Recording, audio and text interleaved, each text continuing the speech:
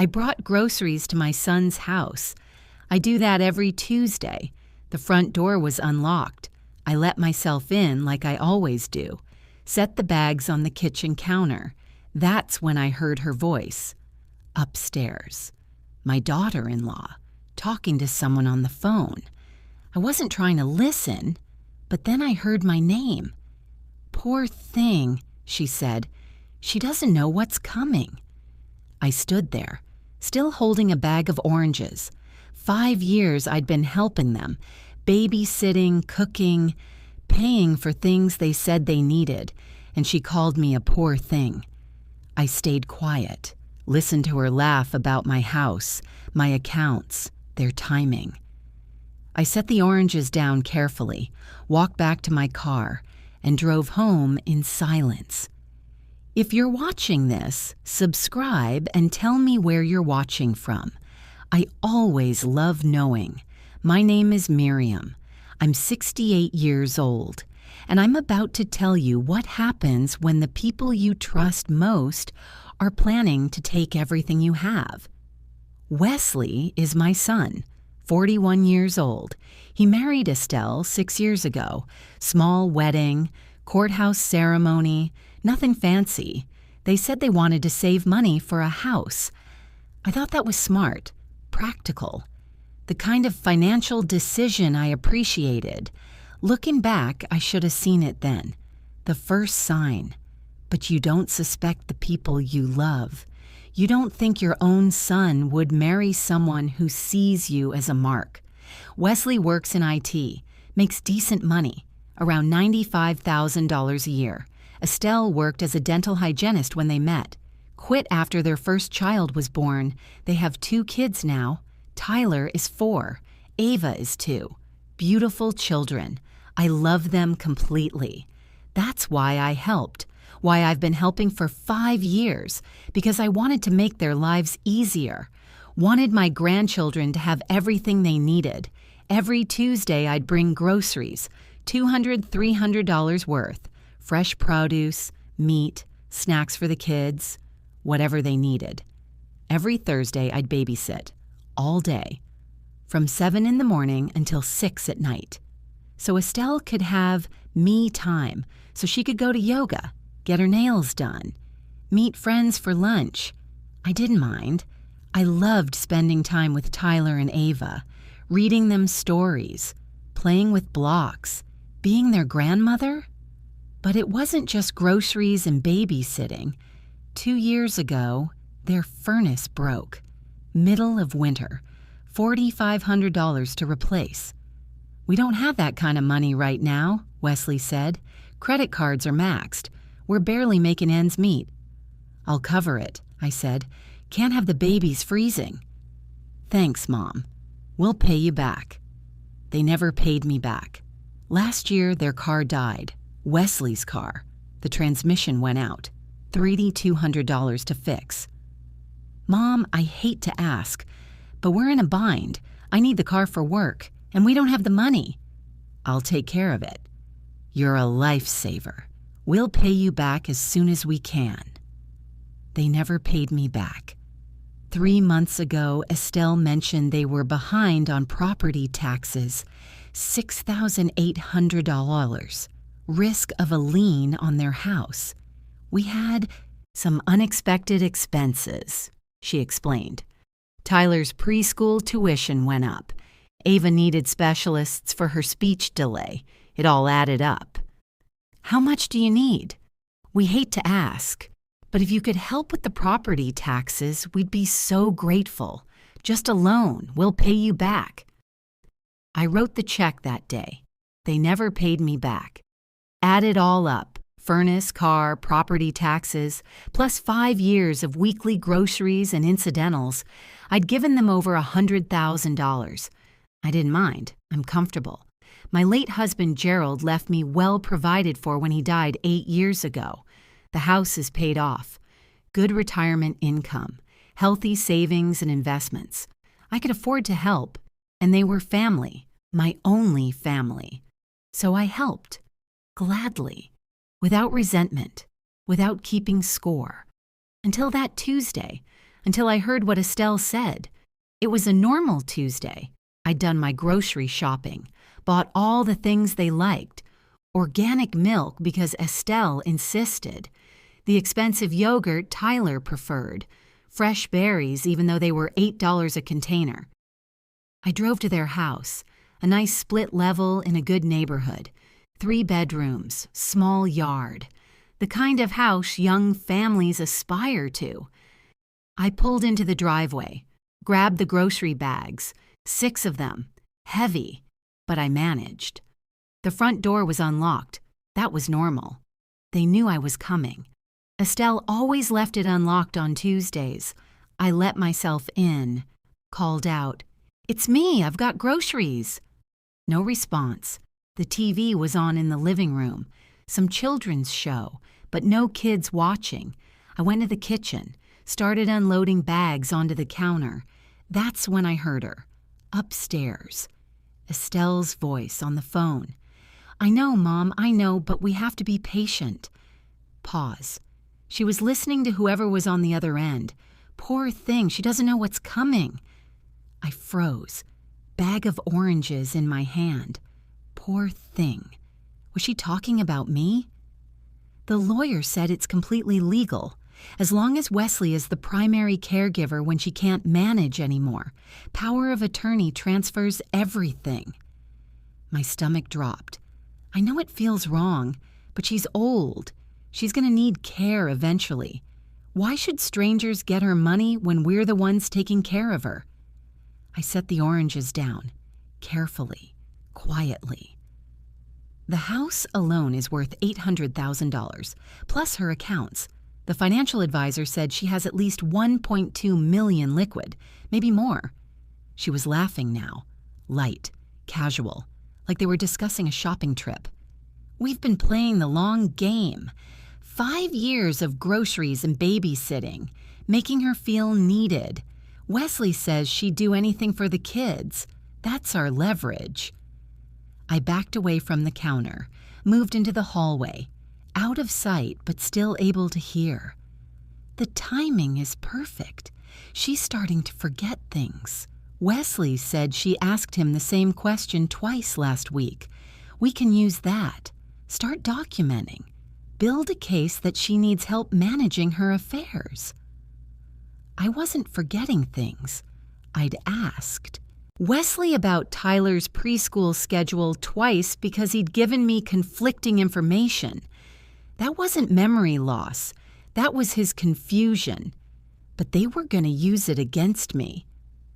Once we have power of attorney, we can sell her house, move her somewhere cheaper, use the equity for us, the kids' college funds, paying off our debt, finally buying that lake house we want. Lake house.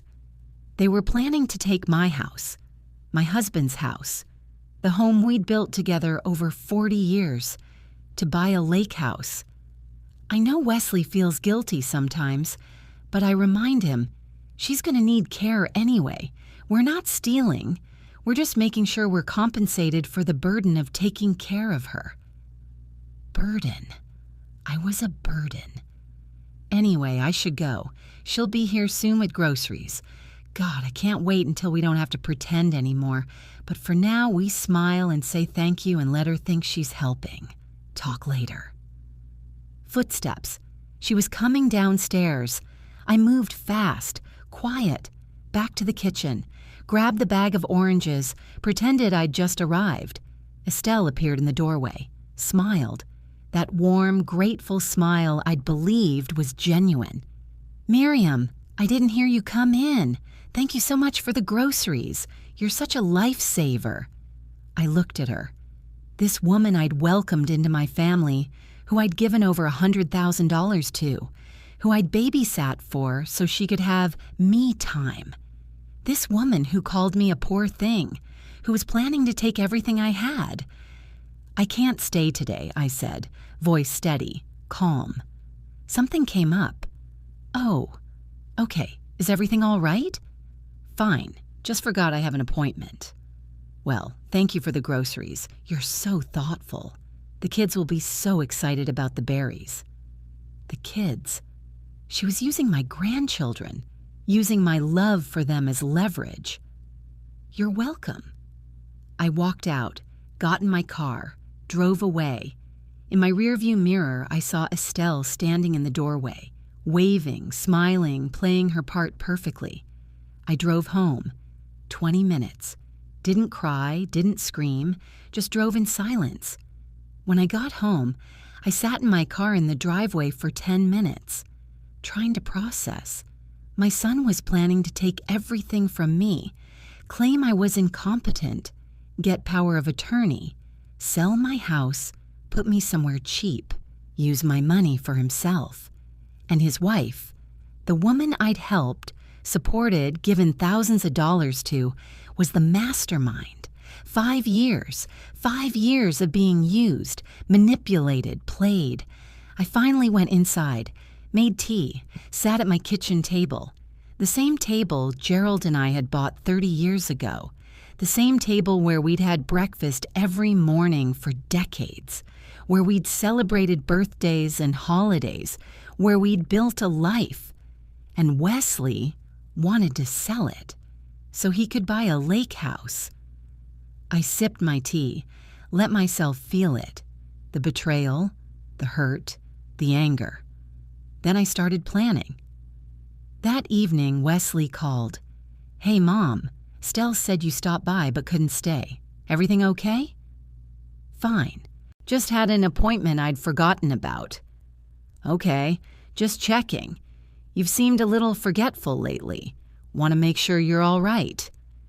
There it was, the setup, planting seeds that I was declining, building their case. "I'm fine, Wesley, just busy. Maybe you should see a doctor, get checked out. At your age, it's good to stay on top of things." "I'll consider it." Estelle and I were talking. We think maybe it's too much for you. The groceries every week, the babysitting. Maybe we should ease up, give you more rest. They were backing off, starting to create distance, so when they made their move, it wouldn't seem sudden. If you think that's best, we do. We love you, Mom. We just want to make sure you're taking care of yourself. I appreciate that. After we hung up, I sat there for a long time. They were good, really good. If I hadn't overheard that conversation, I'd have believed them, believed they were concerned, caring, looking out for me. But I had overheard. I knew the truth, and now I needed to protect myself. The next morning, I called my attorney, Richard. He'd handled Gerald's estate, managed my affairs for years. "Miriam, good to hear from you. What can I do for you?" "I need to update my estate plan immediately." "All right, what changes are you considering?" "I want to remove Wesley as beneficiary, completely." Silence. That's a significant change. May I ask why? He's planning to have me declared incompetent, take power of attorney, sell my house and use my money. I overheard his wife discussing it. Jesus, Miriam, I'm sorry. When did you learn this? Yesterday. I need to act fast before they make their move. Okay, let me be clear. They can't just take power of attorney. You'd have to grant it or be declared incompetent by a court. Do you think they'd go that route? His wife mentioned documenting my memory lapses, building a case. Are you having memory issues? No, but they're going to claim I am. Then we need to be proactive. First, update your will. Remove Wesley. Second, create an ironclad power of attorney designating someone else, someone you trust completely. Third, get a cognitive evaluation. Document that you're of sound mind. Make it impossible for them to claim otherwise. How long will all this take? The evaluation we can schedule this week. The documents I can have ready in 3 days. But Miriam, removing Wesley from your will, are you certain? This is your son. I'm certain. What about your grandchildren? Do you want to leave anything to them? I thought about Tyler and Ava, sweet kids, innocent in all this. Yes, trusts for Tyler and Ava, managed by an independent trustee. They get access at 25, not before, and Wesley has no control over the trusts. Done. I'll draft everything today. 3 days later, I was back in Richard's office, signing new documents, new will, my estate divided equally between Tyler and Ava in trust. Wesley received nothing. New power of attorney. Richard designated as my attorney in fact, not Wesley. New healthcare directive. Richard as my healthcare proxy, not Wesley. This is bulletproof, Richard said. Even if Wesley tries to claim you're incompetent, he has no standing. You've already designated someone else, and the cognitive evaluation proves you're of sound mind. What if he contests the will? Let him try. You have documentation, a letter explaining your reasoning, the cognitive evaluation, all dated before any alleged decline. He'd lose. Good. I signed everything, Richard notarized, filed copies with his office. It was done. Wesley was cut out. The grandchildren were protected. I was protected. Now I just had to wait for Wesley and Estelle to make their move. 2 weeks passed. Wesley and Estelle were playing their parts perfectly. Wesley called twice. Each time he'd mention my forgetfulness. How I'd said something I didn't remember saying. How I'd seemed confused about dates, lies, all of it. But they were documenting, building their case. Estelle sent sweet text messages. Thinking of you, hope you're taking care of yourself, we love you. Performative love, manipulation. I played along, acted normal, didn't let on that I knew. Then, 3 weeks after I'd changed my will, Wesley called with a request. Mom, Estelle and I have been thinking. You've done so much for us. We want to return the favor. Oh? We'd like you to sign some paperwork, power of attorney, just in case anything happens. So we can help manage things for you if you need it. There it was. The play. What kind of things? You know, bills, medical decisions, making sure you're taken care of. It's just a precaution, but at your age, it's smart to have someone designated. I see. We love you, Mom. We just want to make sure you're protected. Protected? From what? From them. Let me think about it. Of course. No rush. Well, actually, it would be good to have it done soon, just in case. But take a day or two to think about it. I will. After we hung up, I called Richard. They just asked me to sign power of attorney papers. What did you say? That I'd think about it. What should I do? Refuse. Politely but firmly. Tell them you've already designated someone. Don't tell them who, just that it's handled. And then wait. See how they react. My guess, they'll panic, push harder, maybe show their true colors. I'm ready. The next day, I called Wesley back. I've thought about the power of attorney. I appreciate the offer, but I've already taken care of it. What do you mean? I've already designated someone. It's handled. Who?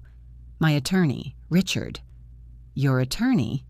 Mom, that doesn't make sense. Family should handle family matters, not lawyers.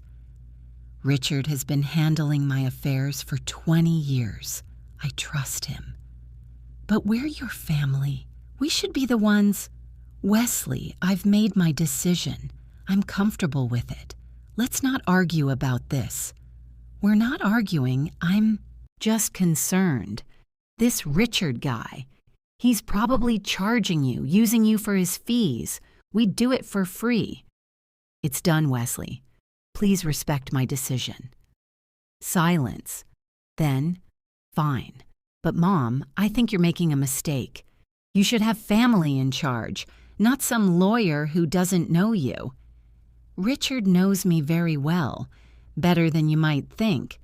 What's that supposed to mean? It means he handles my affairs, all of them, and he's very thorough.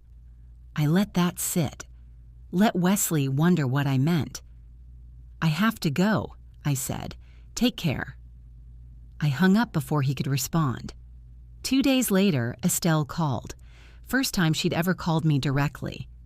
Miriam, hi, it's Estelle. Do you have a minute? Of course.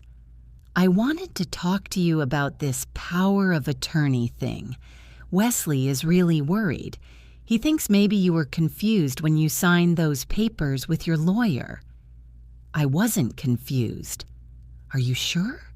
Because sometimes lawyers can be pushy, make you sign things you don't fully understand, and at your age, at my age, I'm perfectly capable of making my own decisions. I signed those documents because I wanted to, with full understanding of what they meant. But wouldn't you rather have Wesley in charge? He's your son. He loves you. A lawyer is just doing a job. Richard is doing exactly what I asked him to do, which is protect my interests. Protect them from what? Good question. Did she know I knew? Was she fishing? From anyone who might not have my best interests at heart. Miriam, who would that be? We're your family. We've been taking care of you for years, helping you, supporting you. Is that what you call it? Taking care of me? Of course. The groceries, the company, making sure you're not alone. We do it out of love. Do you? Yes. And honestly, we're hurt that you'd choose a lawyer over us after everything we've done. Everything you've done. Let me ask you something, Estelle. How much have I given you over the last 5 years? Given us? I don't know what you mean. Money. How much money have I given you and Wesley? I don't know. We've never kept track. You helped us when we needed it. That's what family does. Over $100,000 between the furnace, the car, the property taxes, and 5 years of groceries. Over $100,000. Silence. And you called it a burden. Taking care of me. I heard you, Estelle, on the phone. 3 weeks ago, when I brought groceries. I heard everything. More silence. Then, Miriam, I don't know what you think you heard. I heard you talking about getting power of attorney, selling my house, using my money for a lake house. I heard you call me a poor thing, say I didn't know what was coming. I heard everything. That's not, you misunderstood. Did I? Because it was very clear. You and Wesley have been playing a long game, making me feel needed, using my love for the grandchildren, planning to take everything I have. We would never. You would. You were. And you almost succeeded. But I heard you, and I protected myself. The power of attorney you wanted? Gone. You'll never get it. The will you were counting on? Changed. Wesley gets nothing. Everything goes to Tyler and Ava in trust. You won't see a penny of it. You can't do that. I already did, 3 weeks ago. The day after I overheard you. It's done, signed, filed, legal. Wesley will contest it. Let him try. I have documentation, a cognitive evaluation proving I'm of sound mind, a letter explaining exactly why I made these changes. He'll lose. Estelle's voice changed. Cold, hard, the mask completely off. You're making a huge mistake, Miriam. We've been helping you, taking care of you. You owe us. I owe you nothing. I gave you over $100,000. I babysat your children. I supported your family, and you repaid me by plotting to steal everything I have. We weren't stealing. We were making sure we'd be compensated for taking care of you when you're old and senile. I'm not senile, and you won't be taking care of me ever. Who will then? You're going to die alone. And those grandkids you love so much, you'll never see them again. We'll make sure of that. There it was, the threat, using my grandchildren as weapons. If that's your choice, so be it. But Tyler and Ava will get their inheritance when they're 25, and maybe then they'll understand what kind of parents they have. I hung up, sat in my quiet house, the house they'd wanted to sell, and felt something I hadn't felt in weeks, peace. I'd protected myself, taken back control, cut off their plan before they could execute it. Now I just had to live with the consequences. I didn't sleep that night, kept replaying dinner, the gaslighting, the way Estelle had smiled while calling me delusional, the way Wesley had touched my shoulder, patronizing, like I was a confused old woman who needed managing. At 3 a.m., I made a decision. If they wanted to play games, I'd play too, but I'd play smarter. The next morning, I called Philip. They tried to gaslight me, called me delusional, said I imagined the conversation I overheard. That's classic manipulation. They're building a narrative that you're incompetent. I need to prove I'm not, definitively. What do I do? Get evaluated. Neurologist, psychiatrist, cognitive testing. Document that you're of sound mind. If they try legal action, claiming you're incompetent, you'll have medical proof. Set it up, all of it. Over the next 2 weeks, I saw 3 specialists, memory tests, brain scans, psychological evaluations. All results came back the same, completely normal cognitive function. No signs of dementia, no memory impairment, sound mind. Philip kept copies of everything. If they try to challenge your competency, we have ammunition. Good, because I think they're gonna try. I was right. 3 days after my evaluations, I got a call from Adult Protective Services. Mrs. Brennan, this is Sandra Mills from APS. We received a report of concern about you. Can we schedule a home visit? My stomach dropped. A report from whom? I can't disclose that, but someone close to you is worried about your safety and well-being. Standard procedure is a home visit to assess. Wesley and Estelle. Had to be. When? Would tomorrow at 10 work? Yes, I'll be here. I called Philip immediately. APS is coming tomorrow. Wesley must have reported me. Stay calm. Your house is in good condition. You're clearly capable. You have medical documentation. Just be honest with the caseworker. What are they looking for? Signs of self-neglect, unsafe living conditions, confusion, anything suggesting you can't care for yourself. I can care for myself perfectly. Then show them that. Sandra Mills arrived at 10 a.m. sharp, middle-aged woman, professional, kind eyes. Mrs. Brennan, thank you for meeting with me. As I mentioned, we received a concern report. I'm here to assess your situation. May I come in? Of course. She walked through my house, noted the clean kitchen, the organized living room, the well-maintained space. How are you feeling, Mrs. Brennan? I'm fine. Healthy, independent. No memory problems, confusion, trouble managing daily tasks? None.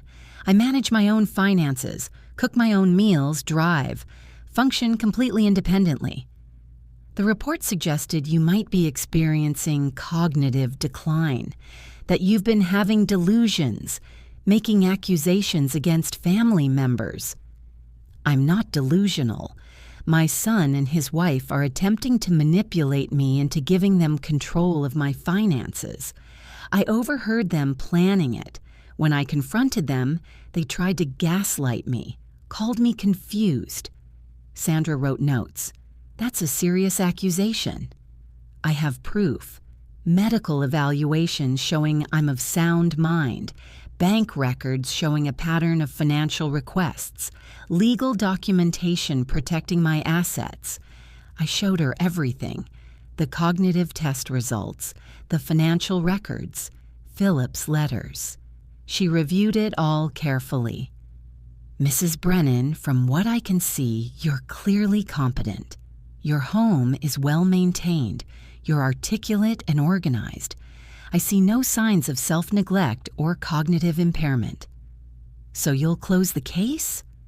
I'll report my findings. The concern appears to be unfounded. However, I do need to ask, do you feel safe? Are you being coerced or manipulated by family members?" I was being manipulated for 5 years, but I've stopped it, protected myself. I'm safe now. Good. If you ever feel unsafe or if they pressure you to sign legal documents, call us immediately or call the police.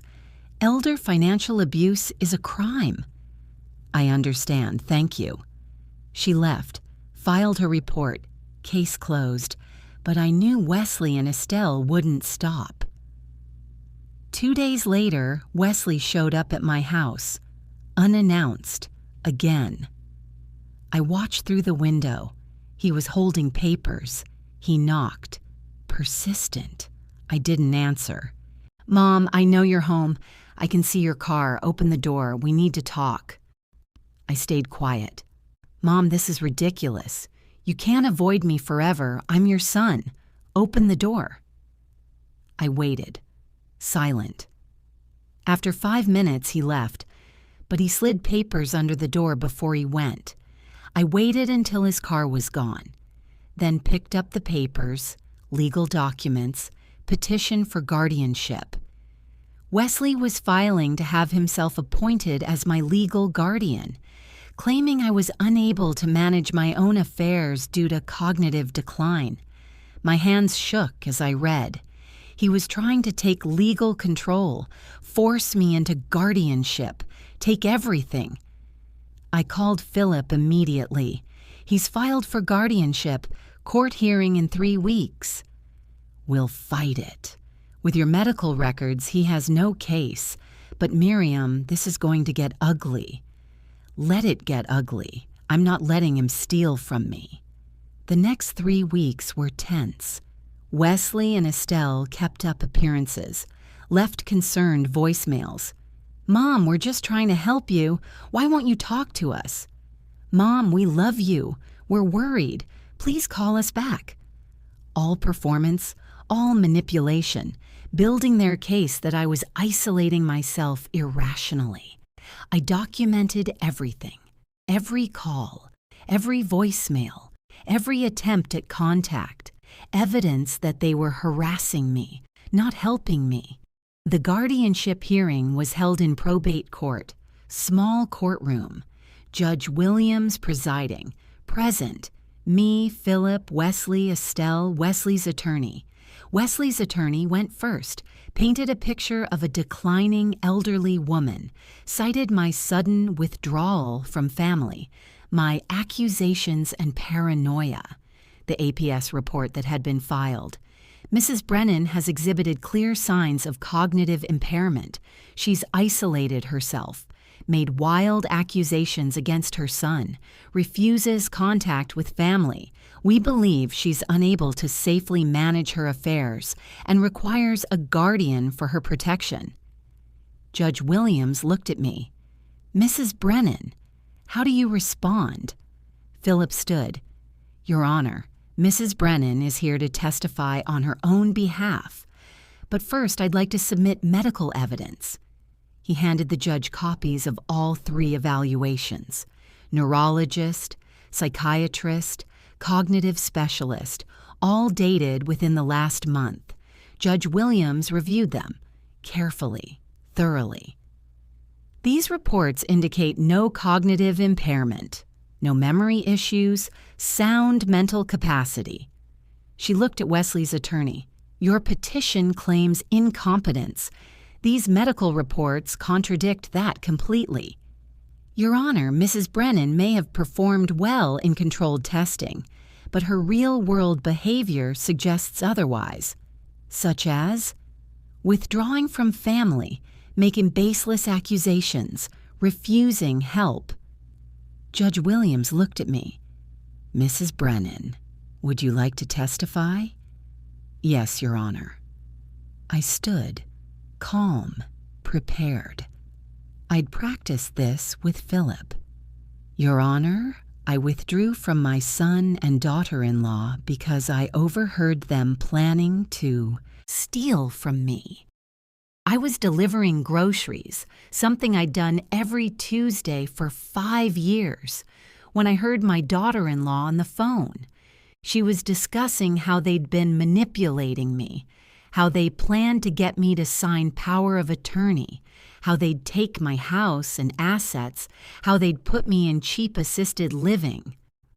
Wesley's face went red. Estelle looked down.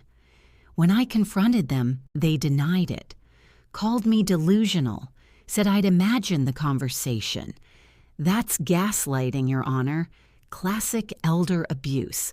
I didn't withdraw from family. I protected myself from people trying to exploit me. Do you have proof of this conversation? No recording, but I have 5 years of financial records showing a pattern. Over $120,000 given or loaned to my son.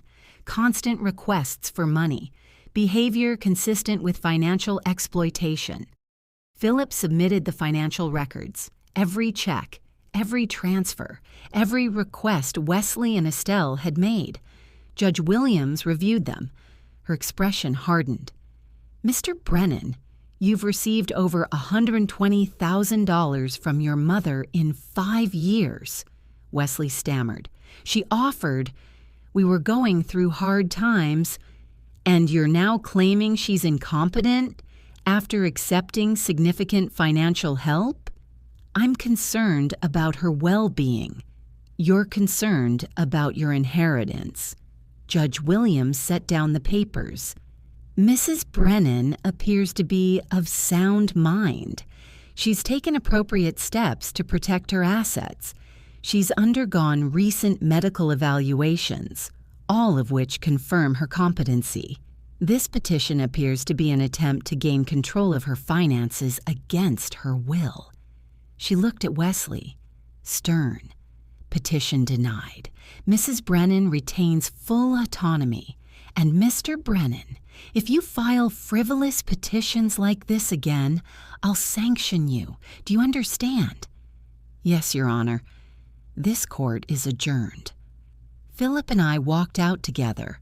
Wesley and Estelle stayed behind with their attorney.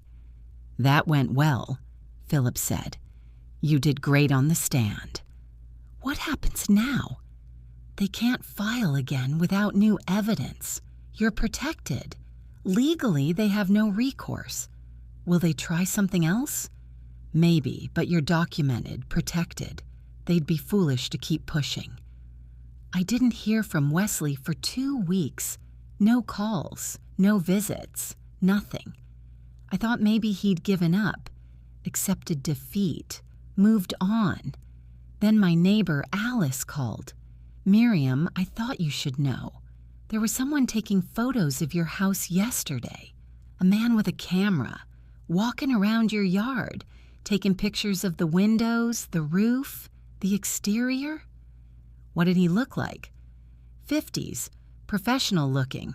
He had a clipboard, too, like he was doing some kind of assessment." Assessment. Wesley was having my house assessed, probably looking for code violations, safety issues, anything he could use to claim I was living in unsafe conditions. I called Philip. "Wesley sent someone to photograph my house, looking for problems. Change your locks, add security cameras, document everything. If he's harassing you, we can file for a restraining order. I want to handle this myself first. Miriam, trust me. I have a plan." My plan was simple. I'd pretend to be exactly what they'd been claiming I was. Confused, forgetful, declining. If Wesley thought I was incompetent, he'd get confident. Sloppy, make mistakes, and I'd be documenting everything. I called Wesley. First time I'd initiated contact in 6 weeks. "Mom?"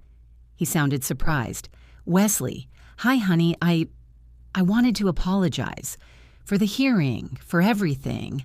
I think maybe I have been confused. Silence.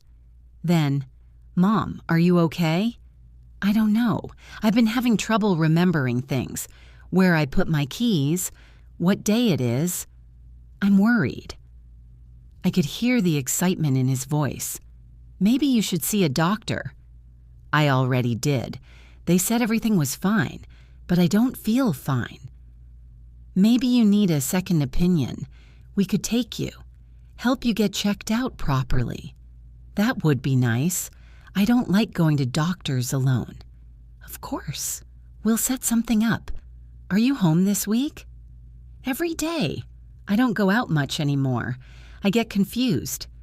We'll come by, check on you, make sure you're okay. Thank you, sweetheart. That means a lot. I hung up, felt dirty, but necessary. If they thought I was declining, they'd show their hand, and I'd catch them. Wesley and Estelle came over 2 days later, concerned, attentive, back in character as the loving family. Hi, Mom. How are you feeling? Oh, confused. I can't remember if I took my medications this morning. Or was that yesterday? They exchanged a look, excitement disguised as concern. Maybe we should organize your pills, make it easier for you. That would help. They're in the bathroom, top shelf. Estelle went to the bathroom. Wesley sat with me. Mom, have you been managing your bills okay? We could help with that, too. I don't know. There's so much paperwork. I might have forgotten to pay some things. Why don't you let me look at your accounts? Make sure everything's up to date. I can help organize everything.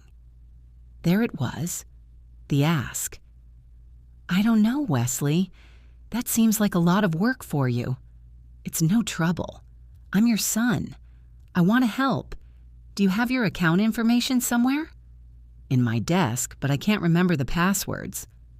That's okay. We can reset them, with your permission. If you think that's best. I watched him, eager, hungry, thinking he was winning. Estelle returned. I organized your medications, Mom, by day and time. It'll be easier now. Thank you, dear. You're both so good to me. That's what family does. We take care of each other. They stayed for an hour. Wesley made notes about my bills. Estelle reorganized my kitchen, both of them acting like caretakers. After they left, I checked everything, made sure nothing was actually changed. Nothing moved. Nothing taken. Then I called Philip. They took the bait, came over, started positioning themselves as my caretakers. It's exactly what you said they'd do. Be careful, Miriam. If they think you're declining, they might move fast. I'm counting on it.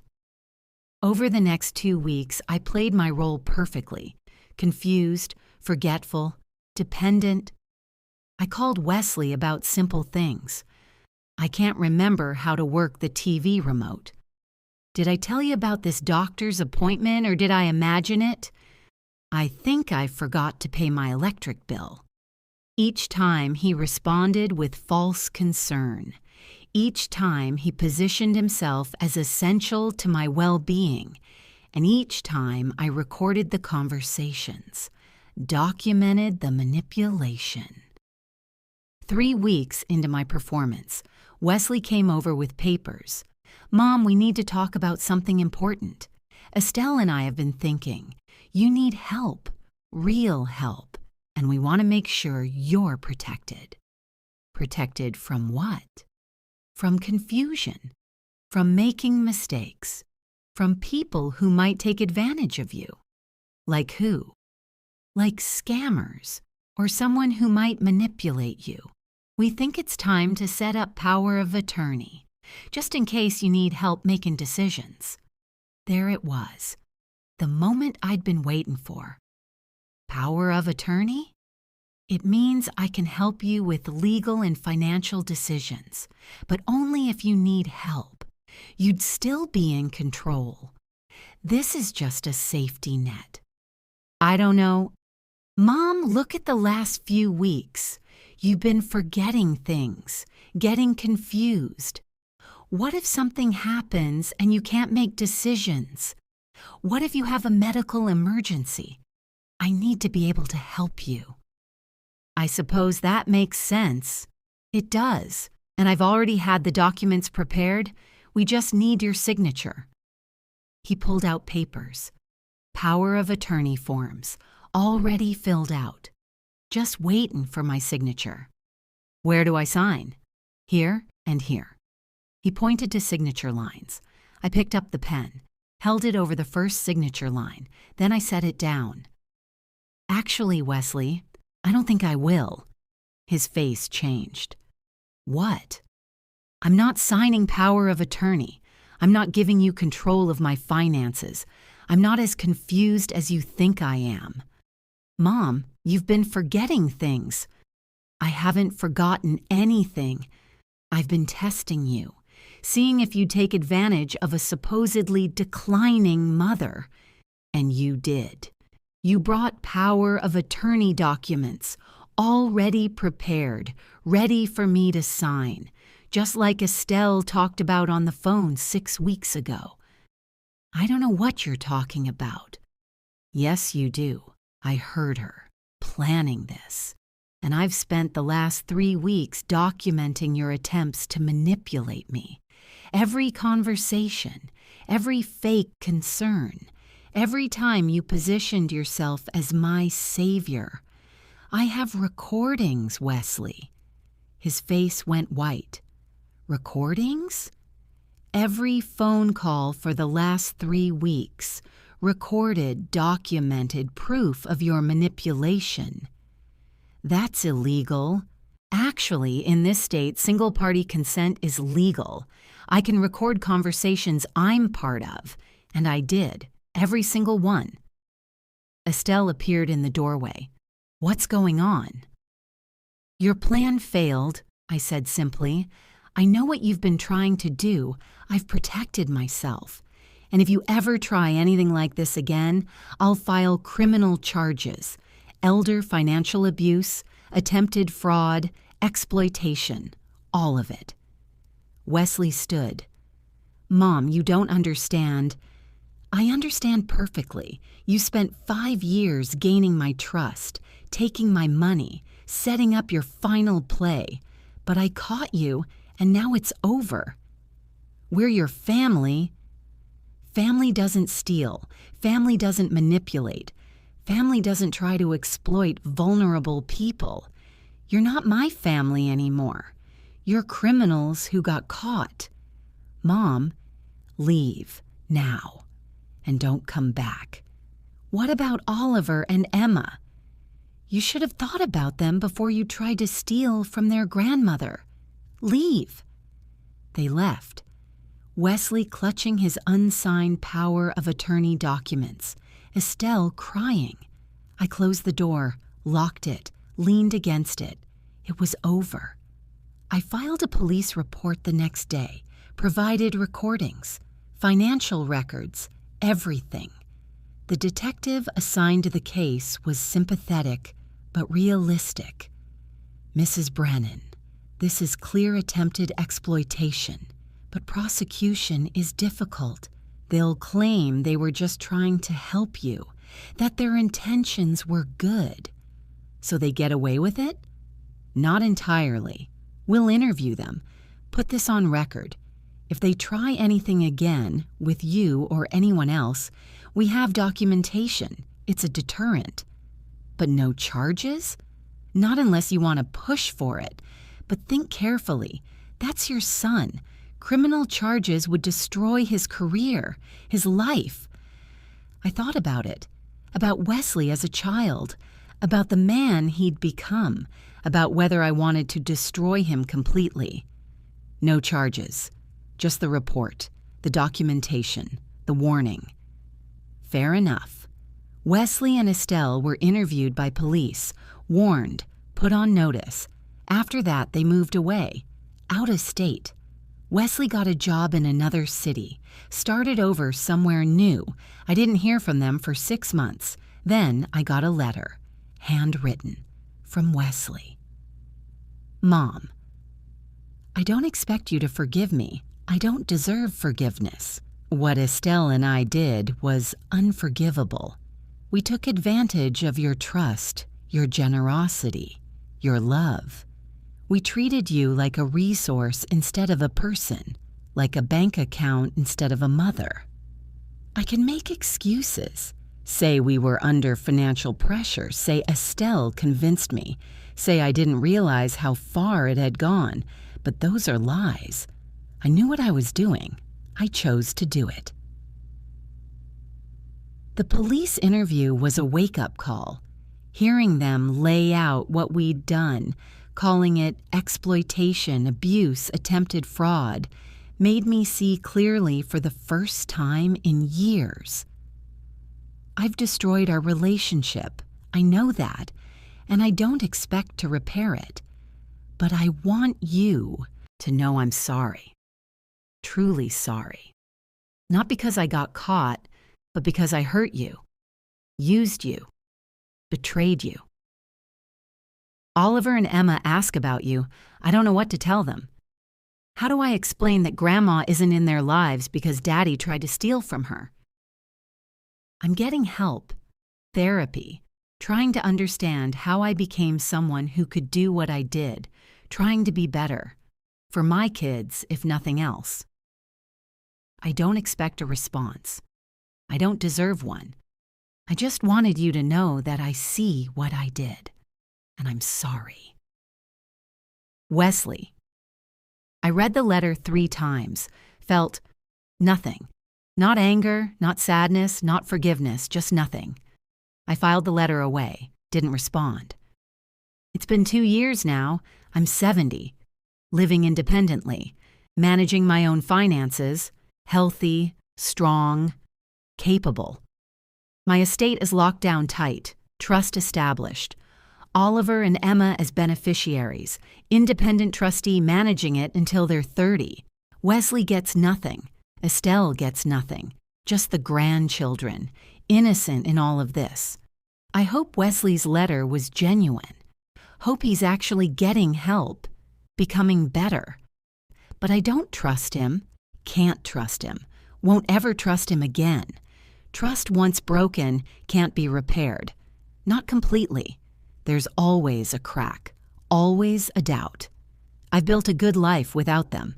Book clubs, volunteer work, friends who value me for who I am, not what I have. Sometimes I think about Oliver and Emma, wonder how they're doing, miss them. But I can't have them without having Wesley and Estelle, and I won't risk that. Maybe someday, when the kids are adults, when they can make their own choices, maybe then, but not now.